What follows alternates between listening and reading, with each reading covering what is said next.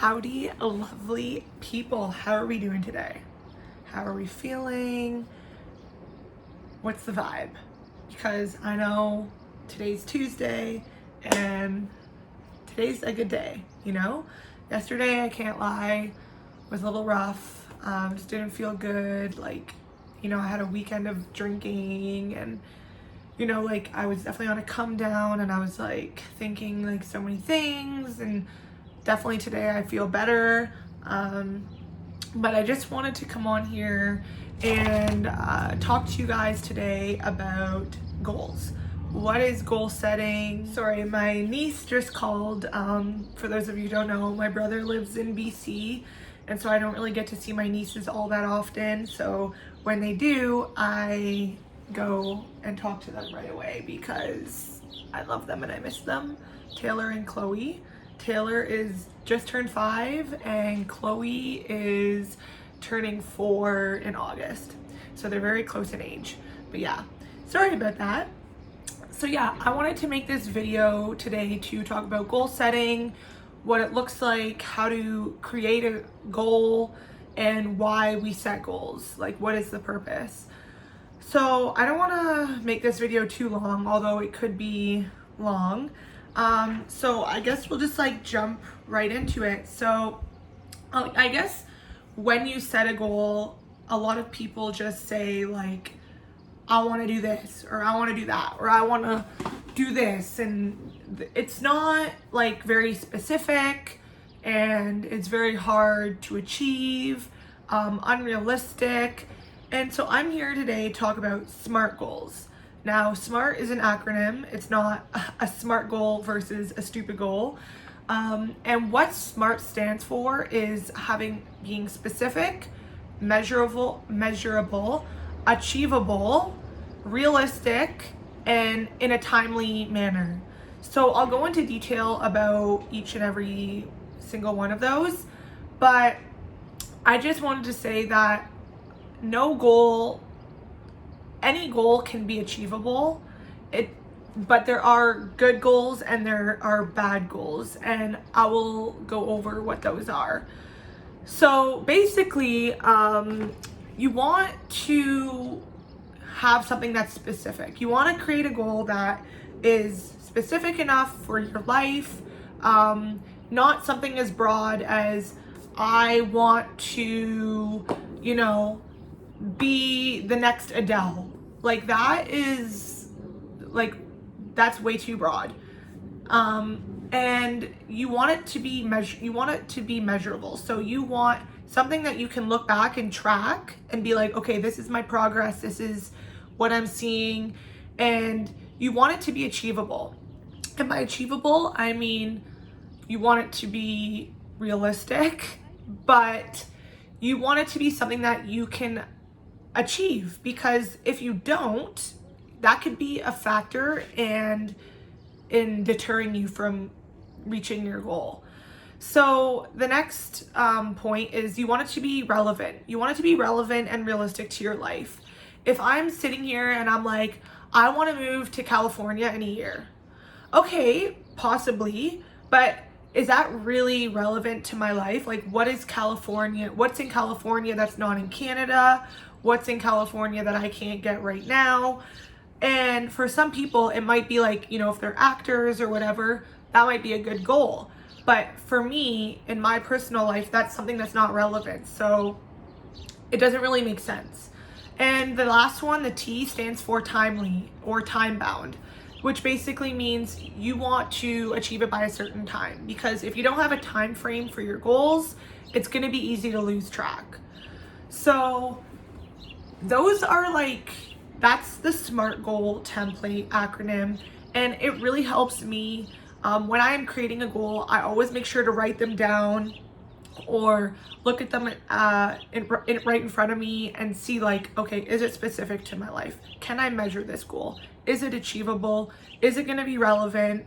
And can I do this in a certain amount of time? Because let's face it, once you hit one goal, you make another one, right? And that's something that I'm going to be talking about a little bit later, is the 5S formula, which talks more about celebrating little goals and not just worrying about the outcome. But anyways, that's what SMART goals are. And I encourage you to look up SMART goals. I just went over them very quickly. But I use them in all aspects of my life, whether that's fitness, whether that's, work related, whether that's family related, relationship related. You can use SMART goals with absolutely anything. And that's why I love them, and they help keep you on track. So another thing that I wanted to talk about was, what are examples of bad goals and what are examples of good goals? So to me, a bad goal would be something so broad like, I want to lose weight.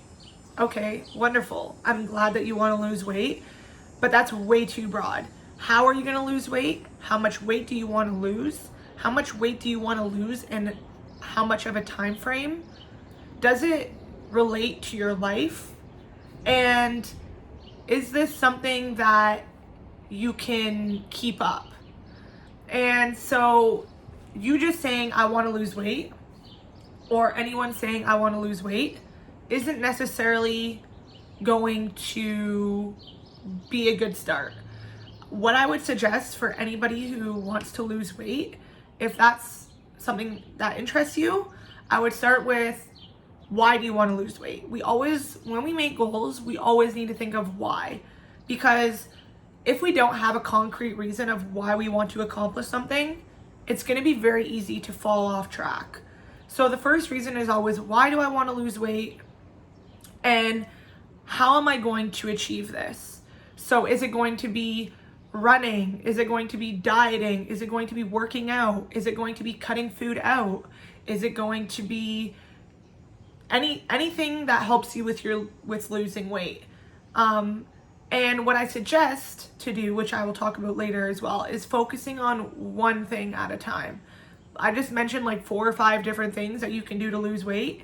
Now, when you start using all those different things and throwing those out there, it can get very confusing and might not be as attainable because you're focusing on so many different things. So I suggest focusing on one thing at a time, maybe 2 if you can do that, and really put all your time and effort into those 1 or 2 things, such as, okay, I want to run 20K a week. That's easy to measure. That is attainable.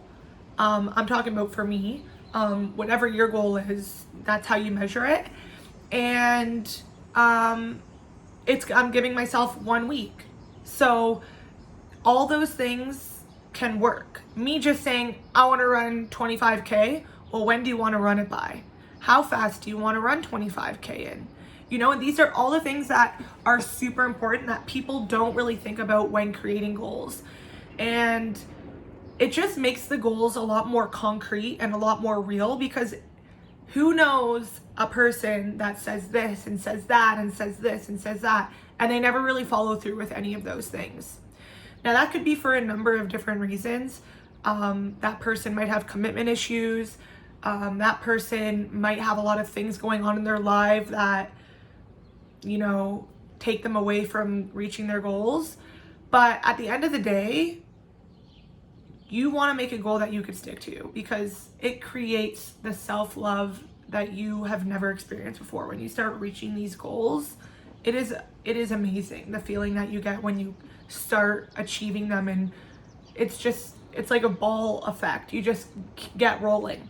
And even when things start coming in your way, like, you just kind of keep going, because you know what it takes to achieve that goal, because you write them out in front of you and you make them specific, you measure them, you make them achievable, you make them realistic, and you give yourself a specific timeline to get them done.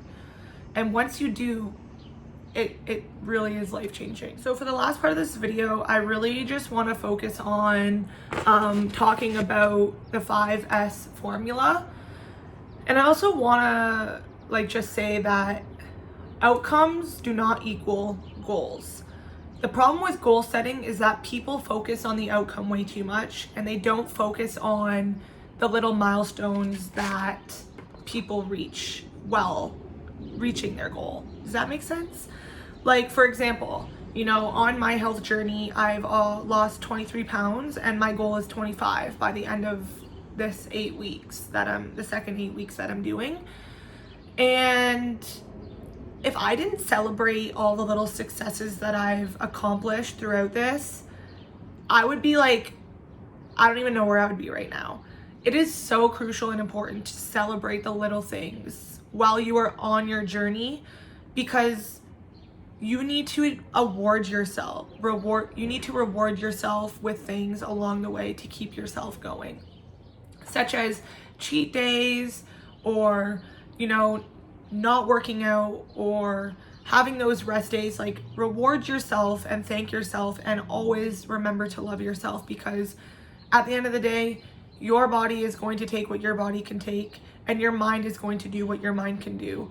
And I know I'm mostly talking about like fitness because that's the kind of goals that I've done, but there are so many different types of goals out there for people to set.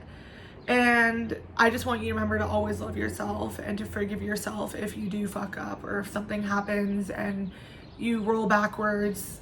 Remember that it's a journey and you can continue to roll forward even if you do roll backwards.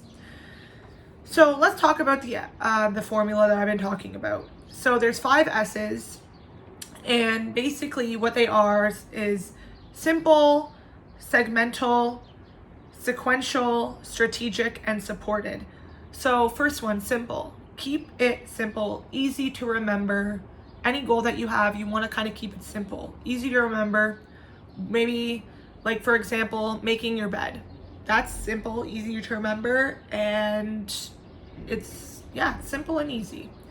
Segmental. So what you want to do is break things down into steps. So kind of what I said before, focusing on one thing, but really breaking it down into steps. So, okay, you want to lose 25 pounds. I didn't think I was going to go from 0 to 100 real quick. I said, okay, this week I'm going to lose 2 pounds. The next week I'm going to lose 3 pounds. And I broke it down into weeks. So I think that's very important.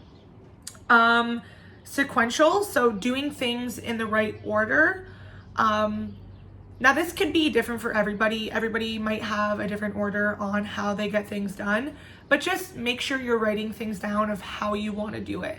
So for example, when I wake up in the morning, I have my coffee, I read my book, I do my run, and then I do my HIIT workout, and then I make my lunch, and I do things in an order. I find when I have a routine and when I do things in order, it really helps me succeed, and it helps me push me to the right track. Strategic, kind of said this before, but focusing on one thing at a time. It's really easy to get caught up in a lot of the things, and to focus on one little thing at a time really makes a difference. And the last one, supported, which you guys really do for me, but make sure you have someone to hold you accountable. I know I'm on Instagram a lot and you guys hold me accountable, but if you're not into social media, or if you don't want to share your goals with the world or anything like that, make sure you have a friend, a family member, or somebody close to you, a partner, who will hold you accountable, because it really helps. And I know it could be stressful at times telling everybody about your goals. It's kind of like telling somebody you have a job interview and then not getting it. I know it can be stressful, but make sure it's somebody who loves you and supports you and only pushes you forward in a positive way. If you know that this person is negative, or they're going to push you and really drag you down and yell at you for not getting your goals done or doing things in a certain time, then I suggest finding somebody else. But definitely make sure you have somebody who supports you. But yeah, that's basically what I wanted to talk about today. I really love you guys. Thank you so much for watching my video. If you like this, give it a thumbs up. If you want to see more videos like this, let me know. Don't forget to subscribe to me, and I will see you guys in my next video.